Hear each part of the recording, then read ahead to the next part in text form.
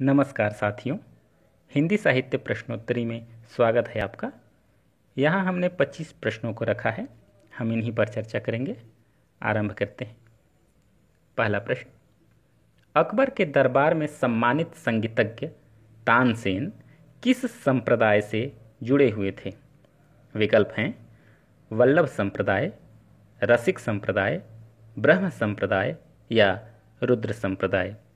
इसका सही उत्तर होगा वल्लभ संप्रदाय। वल्लभ संप्रदाय वैष्णव संप्रदायों में से एक है। अगला प्रश्न, रहीम का ज्योतिष ग्रंथ निम्नलिखित में कौन सा है? मदनाष्टक, दोहावली, बरवै नाई का भेद, खेट कौतुक जातकम। इसका सही उत्तर होगा खेट कौतुक जातकम। अगला प्रश्न, निम्नलिखित में कौन सा कवि कुंभन दास का सबसे छोटा पुत्र था?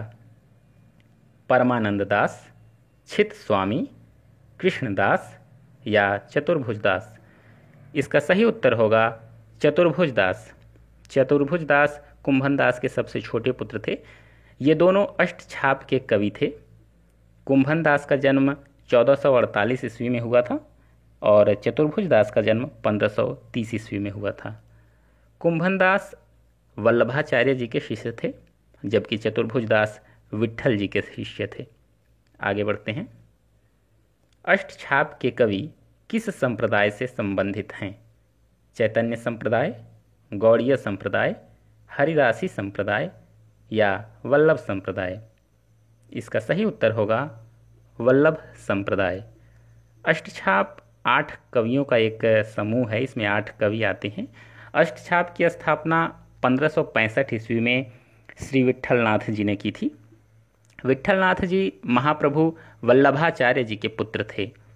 ये 8 कवि श्रीनाथ जी के मंदिर में भगवान श्री कृष्ण की लीलाओं का गुणगान किया करते थे।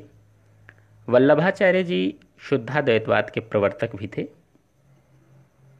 आगे बढ़ते हैं। निम्नलिखित में कौन अष्टछाप का कवि नहीं है? विट्ठलनाथ, सूरदास, कुंभनदास, नंददास। इसका सही उत्तर होगा विट्ठलनाथ। इन्होंने स्थापना की थी अष्टछाप की, ये कवि नहीं थे। अगला प्रश्न, कृष्ण भक्ति काव्य में मुख्यतः किस काव्य शैली का प्रयोग हुआ है? संगीत शैली, प्रबंधात्मक शैली, गीति काव्य, पदात्मक शैली। इसका सही उत्तर होगा गीति काव्य। अगला प्रश्न, प्रभु जी तुम चंदन हम पानी शीर्षक पद किसका है? कबीर, मीराबाई, दादू या रैदास। इसका सही उत्तर होगा रैदास। यह रैदास की पंक्ति है। गोरख जगायो जोग, भगति भगायो लोग। यह पंक्ति किसकी है?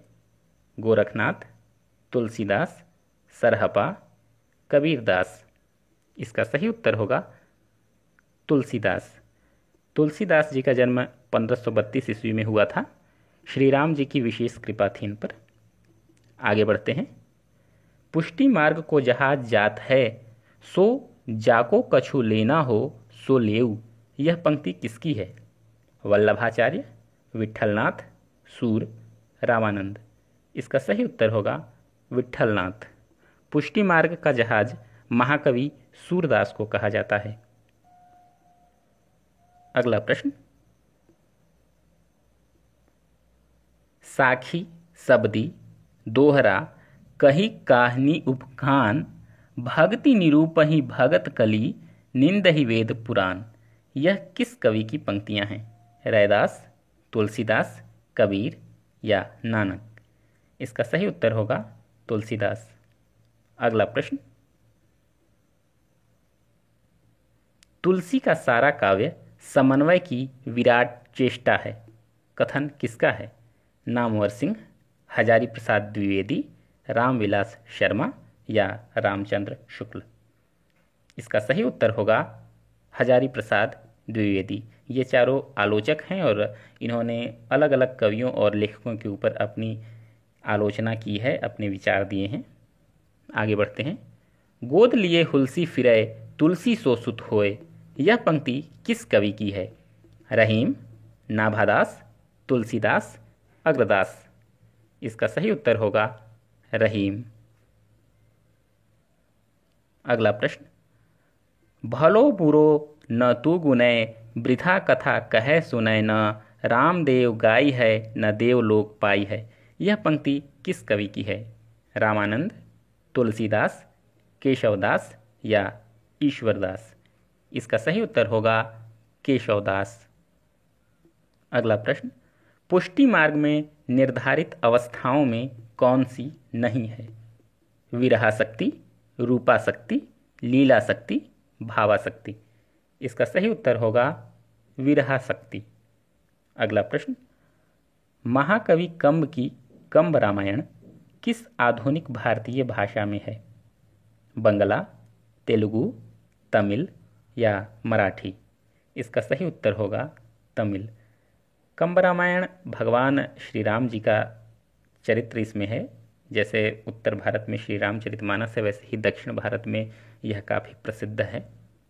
अगला प्रश्न, आचार्य रामचंद्र शुक्ल का राम कुमार वर्मा के अनुसार गोरखनाथ का समय क्या था? 9वीं शती, 10वीं शती, 13वीं शती या 14वीं शती? इसका सही उत्तर होगा 13वीं शती। अगला प्रश्न, अंजन माही निरंजन भेट्या, तिलमुख भेट्या तेल, पंक्ति किसमें वर्णित है? गोरखवाणी, दोहाकोश, राउलवेल, पृथ्वीराज रासो? इसका सही उत्तर होगा गोरखवाणी। अगला प्रश्न, खुमान रासो की प्रामाणिक प्रति कहाँ संग्रहित की गई है? पुणे संग्रहालय, जयपुर संग्रहालय, दिल्ली संग्रहालय, कोई नहीं? इसका सही उत्तर होगा पुणे संग्रहालय। खुमान रासो राजस्थानी हिंदी में लिखा हुआ महाकाव्य है। इसका काल 9वीं शती माना जाता है और इसके रचनाकार दलपत विजय हैं। अगला प्रश्न, कैमास वध प्रसंग किस रासो ग्रंथ के अंतर्गत आता है? परमाल रासो, बीसल देव रासो, हम्मीर रासो, पृथ्वीराज रासो? इसका सही उत्तर होगा पृथ्वीराज रासो। यह एक महाकाव्य है ग्रंथ। इसके रचनाकार चंद्रवरदाई हैं। इसके विषय में कई लोग अलग अलग विचार रखते हैं। कुछ इसे प्रामाणिक मानते हैं, कुछ इसे अप्रामाणिक मानते हैं, कुछ इसे अर्ध प्रामाणिक मानते हैं। प्रामाणिक मानने वाले विद्वानों में मिश्र बंधु और श्याम सुंदर दास हैं। आचार्य रामचंद्र शुक्ल इसे अप्रामाणिक मानते हैं। हजारी प्रसाद द्विवेदी इसे अर्ध प्रामाणिक मानते हैं। चंद्रवरदाई ने जब इसे लिखा था तो यह ग्रंथ पूरा नहीं था। चंद्रवरदाई के पुत्र ने इसे पूरा किया था। आगे बढ़ते हैं।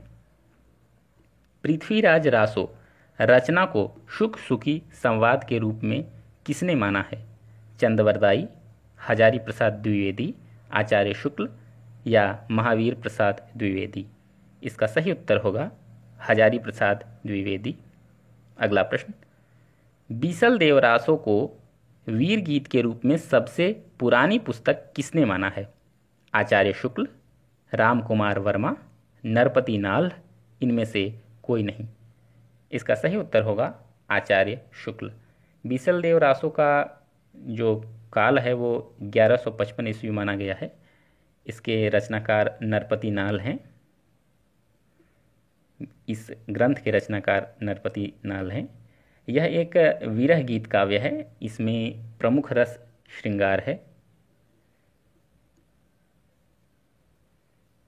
अगला प्रश्न, 1252 महारी, जेठवदी नवमी बुधवारी, नाल रसायन, आरंभ भई शारदा तुठी ब्रह्म कुमारी?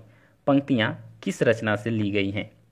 परमाल रासो, बीसल देव रासो, हम्मीर रासो, विजयपाल रासो? इसका सही उत्तर होगा बीसल देव रासो। अगला प्रश्न, किसके अनुसार विद्यापति पदावली की रचना स्वांतः सुखाय के लिए हुई? Ramchandra Shukla, doctor Nagendra, Bachchan Singh, George ग्रियंसन? इसका सही उत्तर होगा बच्चन सिंह। अगला प्रश्न, विद्यापति को श्रृंगार रस के सिद्ध वाक कवि किसने कहा? रामचंद्र शुक्ल, बच्चन सिंह, हजारी प्रसाद द्विवेदी राम कुमार वर्मा। इसका सही उत्तर होगा हजारी प्रसाद द्विवेदी। अगला प्रश्न, विद्यापति पदावली को आध्यात्मिक कहना, खजुराहो के मंदिर को आध्यात्मिक कहना है, कथन किसका है? रामचंद्र शुक्ल, श्याम सुंदर दास, बच्चन सिंह, रामवृक्ष बेनीपुरी। इसका सही उत्तर होगा बच्चन सिंह।